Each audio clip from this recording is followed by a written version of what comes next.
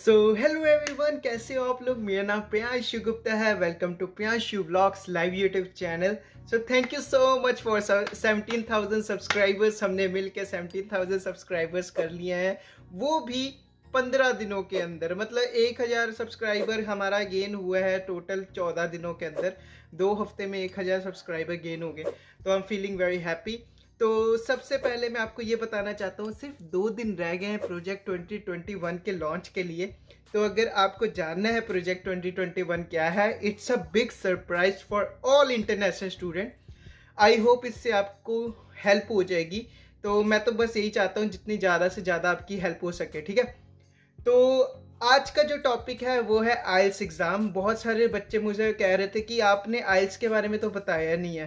तो भैया मैं क्या बताऊं, मेरे तो खुद ही 6.5 बैंड्स आए थे। ओवरऑल 6.5 बैंड्स आए थे मेरे। जो क्या कहते हैं, राइटिंग में 6 रह गए थे, लिसनिंग में 7 थे, और रीडिंग में 6.5 या 7 थे, और जो स्पीकिंग में थे उसमें 7.5 थे। लेकिन ओवरऑल जो मेरा 6.5 बैंड्स आए थे। लेकिन मैं आपको ओवरव्यू दे सकता हूँ कि आइल्स के एग्ज़ाम में होता क्या है, ठीक है। तो वीडियो को पूरा देखना, और लास्ट में मैं बहुत ही अच्छी टिप देने वाला हूँ। जो आप वो फॉलो करोगे तो डेफिनेटली आपके बैंड्स इंक्रीज होने के जो परसेंटेज है, चांसेस है, वो 80% हो जाएंगे, ठीक है। तो आइल्स एग्जाम क्या होता है, एक इंग्लिश लैंग्वेज टेस्ट सिस्टम होता है, ठीक है। और कुछ मिथ के बारे में भी जानेंगे। तो इसके बारे में मिथ, क्या क्या मिथ है कि ब्रिटिश काउंसिल से करें कि आईडीपी से करें, कौन सा बेटर रहेगा। मैंने तो आईडीपी से दिया था, दोनों बार दिया था। पिछली बार वो लॉन्ग स्टोरी है, मैं आपको जरूर बताऊंगा, लेकिन मैं आपका टाइम नहीं वेस्ट करना चाहता। तो इस आइल्स के एग्जाम में 4 मॉड्यूल्स होते हैं, ठीक है। रीडिंग, राइटिंग, लिसनिंग, स्पीकिंग, ठीक है। तो 4 modules in the sense 4 test होते हैं, 4 टाइप के, ठीक है। 4 टाइप के टेस्ट होते हैं, रीडिंग, राइटिंग, लिसनिंग, स्पीकिंग, ठीक है। तो उसके अंदर मैं आपको हर एक चीज के बारे में बताना चाहता हूँ, ठीक है। तो रीडिंग क्या है, उसके भी 4 पैसेज होते हैं। पैसेज मतलब ABCD। ए बहुत ही इजी होता है, बी उससे डिफिकल्ट होता है, सी उससे भी ज़्यादा डिफिकल्ट होता है, डी सबसे ज़्यादा डिफिकल्ट होता है, ठीक है। तो वो हर एक क्वेश्चंस होते हैं, मतलब 40 क्वेश्चंस होते हैं ना। तो अब तो शायद आइल्स मुझे दिए 2 साल हो गए, शायद कुछ वेरिएशंस आ गई हो, तो मैं अपने एक्सपीरियंस के अकॉर्डिंग बता रहा हूँ। तो रीडिंग की मैं प्रैक्टिस कैसे किया करता था। तो रीडिंग एग्ज़ाम थोड़ा सा मुश्किल हो जाता है, क्योंकि रीडिंग में हम तो पहले ही है कि हमें पढ़ना पसंद नहीं है। मोस्टली लोगों को नहीं पसंद होता। अब तो मुझे पढ़ना पसंद है, लेकिन मुझे उस टाइम पे बिल्कुल पढ़ना पसंद नहीं था, ठीक है। तो रीडिंग में क्या था, बहुत सारे टिप्स एंड ट्रिक्स आपको यूट्यूब पे मिल जाएंगे। तो सबसे पहली जो मैं टिप यूज़ करता था वो है scheme and scan. Scheme and scan क्या किया करता था कि जब भी मेरा टेस्ट स्टार्ट होता था, मॉक टेस्ट होता था इंस्टीट्यूट के अंदर, तो मैंने टेस्टोन से अपनी किया। आइल्स आइल्स का जो मैंने एग्ज़ाम दिया वो टेस्टोन के थ्रू दिया। वो थोड़ा सा महंगा है, तो आप देख लेना आपके अकॉर्डिंग। मैटर ये नहीं करता कि आप बड़े इंस्टीट्यूट से करोगे तो आपके ज़्यादा बैंड्स आएंगे, आप छोटे इंस्टीट्यूट से करोगे तो आपके कम बैंड आएंगे। बहुत सारे बच्चे मैंने देखे जिन्होंने ऑनलाइन क्लासेस भी लगाई हैं, तब भी उनके बढ़िया बैंड आ गए, 7 to 8 बैंड। तो कभी हार मत मानना, आप भी 8 से 9 बैंड आराम से ला सकते हो, अगर आप सारे प्रोसीजर को फॉलो करो, ठीक है। सारे टैक्टिक्स को फॉलो करो, स्ट्रैटेजी बनाओ। तो स्किम एंड स्कैनिंग में क्या होता था कि सबसे पहले जैसे रीडिंग का मुझे आ गया क्वेश्चन पेपर, ठीक है। तो सबसे पहले मैं क्या करता था, क्वेश्चन के जो कीवर्ड्स होते थे मैं उनको हाईलाइट कर लिया करता था। तो कीवर्ड्स को हाईलाइट करने के बाद फिर मैं पैसेज पढ़ता था। पैसेज पढ़ता नहीं था, मैं समझता नहीं था, वो कीवर्ड मैं ढूंढता था और उसको मैं अंडरलाइन कर लेता था। इससे क्या होता है कि आपका टाइम थोड़ा सेव हो जाता है। आपको पता लग जाता है कि ये जो क्वेश्चन इन्होंने पूछा है, इस क्वेश्चन का आंसर फर्स्ट पैराग्राफ में या सेकंड पैराग्राफ में। लेकिन आपको ये ध्यान रखना है, कई बार फर्स्ट पैराग्राफ में भी होता है लेकिन उसका आंसर सेकंड पैराग्राफ में होता है। लेकिन हर क्वेश्चन पैटर्न के अकॉर्डिंग चलता है। अगर आपने फर्स्ट क्वेश्चन देखा होगा ना, तो फर्स्ट क्वेश्चन मोस्टली क्या होता है, फर्स्ट पैराग्राफ में होता है। लेकिन कई बार क्या होता है, उसका उन्होंने ऑपोजिट पूछा होता है जो लास्ट पैराग्राफ में आंसर होता है। तो आपको क्या करना है, स्किम एंड स्कैनिंग करनी है रीडिंग वाले एग्जाम में। तो 4 मॉड्यूल होते हैं, मैंने आपको 4 पैसेज होते हैं, मैंने ऑलरेडी बता दिए। तो स्किम एंड स्कैनिंग ही करता था, तो जिसकी वजह से मुझे थोड़ी इजी हुई, रीडिंग मेरी बहुत अच्छे से हो जाती थी क्योंकि मैं जल्दी कर लेता था। और कभी भी जब भी आप फाइनल एग्ज़ाम देने जाओ आइल्स का, तो सबसे पहले आपको क्वेश्चन पेपर पे मार्क नहीं करना क्योंकि वहाँ पे अलाउड नहीं है, लेकिन आप हल्का सा मार्क कर सकते हो, आप देख सकते हो, क्योंकि आपको फाइनल क्वेश्चन पेपर में डॉट नहीं लगाना क्योंकि आपको रिव्यू भी करना है। मैं स्किम एंड स्कैनिंग पे इतना ज़्यादा फोर्स इसलिए देता हूँ ताकि आपका जो रीडिंग है मॉड्यूल पैसेज पहले ख़त्म हो जाए, फिर बाद में आप रिव्यू कर सको, क्योंकि क्रॉस चेक करोगे तो ज़्यादा बेनिफिशियल होगा। अदरवाइज आपके क्वेश्चंस कुछ गलत भी हो सकते हैं, ठीक है। तो रीडिंग वाले मॉड्यूल में आप स्किम एंड स्कैनिंग जरूर करना, और डिफरेंट टाइप के क्वेश्चंस होते हैं। और एक क्वेश्चन सबसे ज़्यादा मेन ऐसे आया था कि 95% ऑफ द क्रॉप्स, उसका ये था कि 95% जो क्रॉप्स हैं वो हार्वेस्ट की जाती हैं फार्मर्स के द्वारा, is harvested by farmers. Question था कि हाउ परसेंटेज, कितने परसेंट जो क्रॉप है वो हार्वेस्ट नहीं की जाती फार्मर्स के द्वारा। तो आपको क्वेश्चन को समझना पड़ेगा, उसमें लिखा था 95% क्रॉप हार्वेस्ट की जाती, मतलब जो भी है 95% क्रॉप्स हार्वेस्ट की जाती है फार्मर्स के द्वारा। तो उधर क्वेश्चन था कि कितनी परसेंट क्रॉप हार्वेस्ट नहीं की जा सकती, नहीं, नो, मतलब इसका आंसर आएगा 5%, फिलिंग द ब्लैंक पे। लेकिन बहुत सारे बच्चे लिखेंगे 95%। तो आपको लॉजिकली सोचना है हर एक क्वेश्चन का आंसर, हर एक क्वेश्चन का मीनिंग, ठीक है। तो ये बहुत ही इंपॉर्टेंट है आपके लिए। तो स्किम एंड स्कैनिंग मैंने सीखी थी यूट्यूब पे, बहुत यूट्यूब चैनल्स हैं, आप देख सकते हो।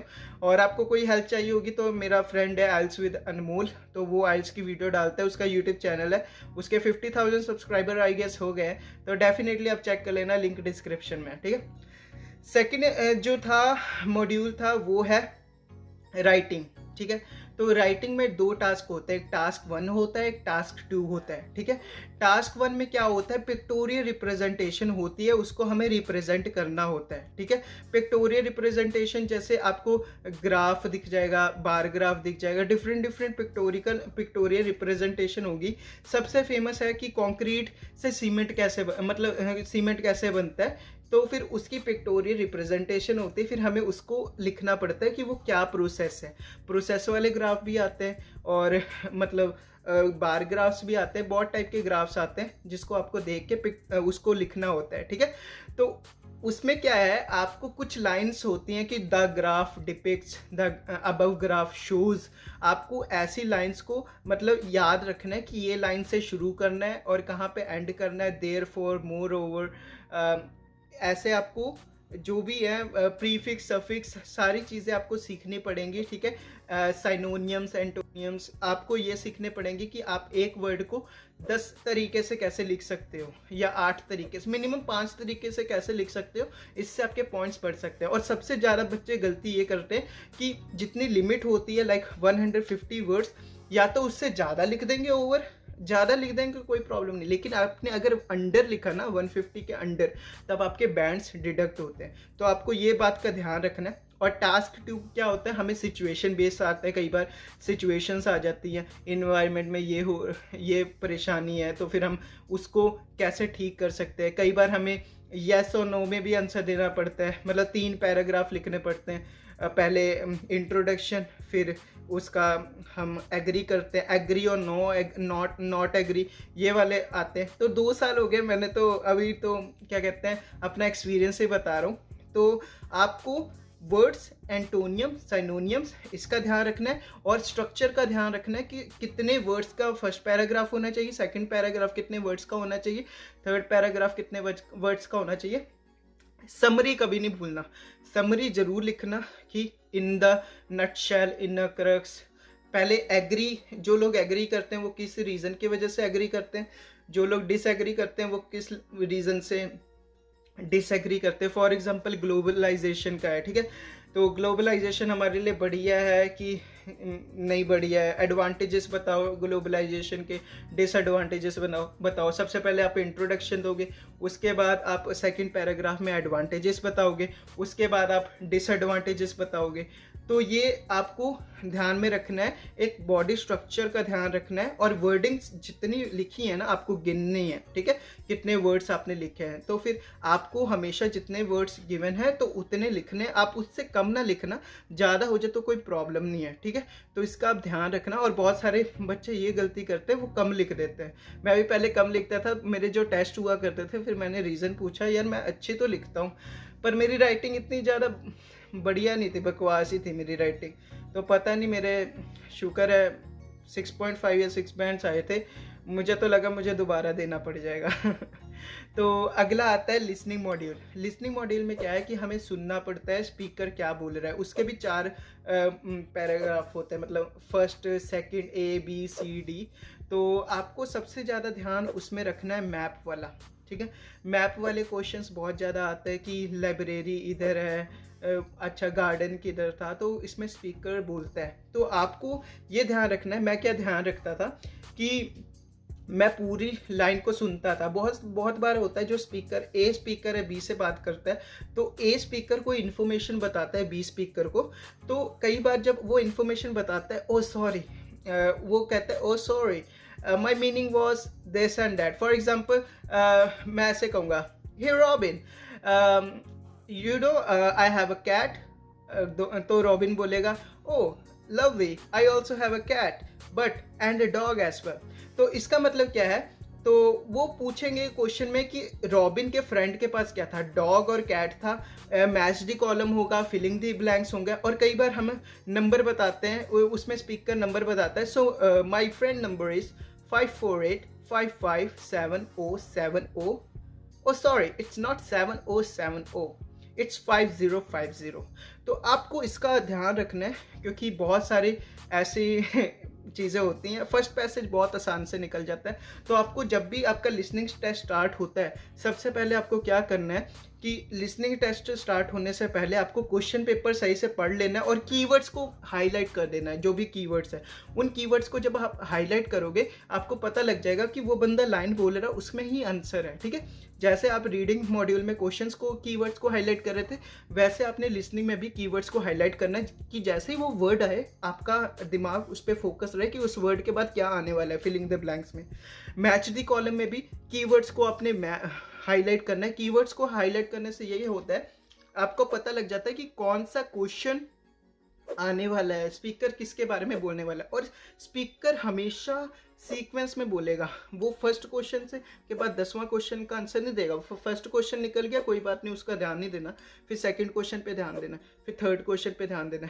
ऐसे आपको ध्यान देते रहना है, क्योंकि अगर आप ऐसा नहीं करोगे तो आपके दिमाग से वो सारी चीज़ें स्किप हो जाएंगी, तो डेफिनेटली आपको प्रॉब्लम आने वाली है। और कभी घबराना नहीं है। अगर आपका एक क्वेश्चन स्किप हो जाता है ना, बहुत बच्चे डिमोटिवेट हो जाते हैं। आपको बिल्कुल ऐसा नहीं करना है, ठीक है। तो कई बार क्या होता है कि जो फर्स्ट पैसेज का एंड होता है, तो हमें 15 मिनट मिलते हैं या 10 मिनट मिलते हैं, ताकि हम उसके क्वेश्चंस को मार्क कर लें। तो आपको ऐसा नहीं करना। आपको ध्यान रखना है कि सबसे पहले जैसे फर्स्ट पैसेज खत्म होता है, उसके क्वेश्चन जो आंसर्स होते हैं उसको मैच नहीं करना बिल्कुल भी। मैच इन द सेंस, उसमें आपने मार्क नहीं करना आंसर शीट में, जब तक आप सेटिस्फाइड ना हो जाओ कि इसका आंसर यही है, ठीक है। और सारे वर्ड्स अल्फाबेट कैपिटल में लिखने हैं, ठीक है। टेबल को कैपिटल में लिखना है, कोई भी स्मॉल वर्ड ना यूज़ करना, जो कर्सिव राइटिंग बिल्कुल यूज़ ना करना, नहीं तो समझ नहीं आएगी। और नीट एंड क्लीन लिखना है जो भी लिखोगे आप, ठीक है। तो लिसनिंग का ये हो गया। अब आती है स्पीकिंग मॉड्यूल। स्पीकिंग मॉड्यूल में क्या होता है कि आपको अपनी सबसे पहले इंट्रोडक्शन देनी होती है, ठीक है। तो इंट्रोडक्शन में क्या है, मैं आपको सीरियसली बताऊं, आप जितने ज़्यादा साइनोनियम एंटोनियम्स यूज़ करोगे उतना ज़्यादा बेनिफिशियल है, ठीक है। तो फॉर एग्जांपल कोई मुझसे पूछेगा, tell me about yourself, so मैं कहूँगा, hi there, my name is Priyanshu Gupta and I am studying in Conestoga College and I completed my graduation, post graduation diploma from Conestoga College which is web design and development. Moreover, जहाँ पे आप fumble करो वहाँ पे moreover, however, furthermore, या ऐसे बोल देना है। और बीच में स्टक अगर होते हो बाई चांस, उसमें कोई प्रॉब्लम नहीं है, एग्जामिनर आपका साथ दे सकता है, ठीक है। और जब भी एग्जामिनर आपको कोई क्वेश्चन पूछे, ठीक है, मतलब आपको कोई टॉपिक दे, तो 5W यूज़ करना, 5 वाइज यूज़ करना। क्या कहते हैं, उसका एक फॉर्मूला है, वाई, व्हाट, व्हेन, हाउ। ये टॉपिक हमेशा यूज़ करना जब भी आपको कोई टॉपिक मिले, वाई, व्हेन, हाउ, ये मैं यूज़ करता था। अब मुझे इसलिए भूल गया क्योंकि 2 साल हो गया। अब मैं दोबारा आइस दूंगा जब 6-7 महीने बाद मैं ज़रूर अपना एक्सपीरियंस शेयर करूंगा। तो ऐसे आपको यूज़ करना है। जब आप ऐसे यूज़ करोगे ना तो फिर आपने एक सर्कल बना लेना है। जैसे कोई भी टॉपिक मिल गया, ठीक है, वेकेशन का इंपॉर्टेंस क्या है हमारी लाइफ में, ठीक है, वेकेशन का इम्पोर्टेंस क्या है और हमारी फेवरेट वेकेशन कौन सी, कब गए थे, क्यों गए थे और उससे क्या मेमोरी थी। तो आपको मतलब 4-5 मिनट के लिए बोलना पड़ता है। तो डेफिनेटली वो क्यू कार्ड आप अपने लिए यूज़ करते हो, उसके कीवर्ड्स को हमेशा दिमाग में रखना। और इसका मैं टिप ये देने जा रहा हूँ, मिरर प्रैक्टिस ज़रूर करना। जितना ज़्यादा आप मिरर प्रैक्टिस करोगे, अपने आप से बात करोगे, डेफिनेटली आप फंबल नहीं करोगे। अदरवाइज आपने नहीं प्रैक्टिस की होगी। और ये इंग्लिश लैंग्वेज टेस्ट है, ठीक है, इंग्लिश टेस्ट है, कोई सब्जेक्ट नहीं है कि भैया वो ज़्यादा बैंड ले गया तो वो इंटेलिजेंट है। ऐसा नहीं होता मेरे भाई, ठीक है। तो ये सारे थे आइल्स के रिलेटेड जो भी मैंने टिप्स एंड ट्रिक्स यूज़ किए थे, ये मेरा एक्सपीरियंस था। तो आई होप आप लोगों को वीडियो अच्छी लगी होगी। जो यार वीडियो अच्छी लगी तो वीडियो को लाइक करके चैनल को सब्सक्राइब कर देना, क्योंकि अब 18,000 सब्सक्राइबर का टारगेट है। देखते हैं हम कब तक करते हैं। आई होप दिसंबर के एंड तक कर लेंगे 20,000 सब्सक्राइबर हिट। तो देखते हैं, मुझे कुछ पता नहीं है, लेकिन let's hope for the best. हम ज़रूर करेंगे। और मेरी रेगुलर वीडियो आने वाली है और सिर्फ 2 दिन रह गए प्रोजेक्ट 2021 के लिए, उस पर भी काम करना है, ठीक है। तो थैंक यू सो मच यार, अगर आपने इतना ज़्यादा सपोर्ट किया तो और सपोर्ट कर दो, वीडियो को शेयर कर दो। अगर आपको मेरा एक्सपीरियंस अच्छा लगा तो वीडियो को लाइक करके चैनल को सब्सक्राइब कर देना। I love you all, thank you so much, have a nice day, bye bye, take care.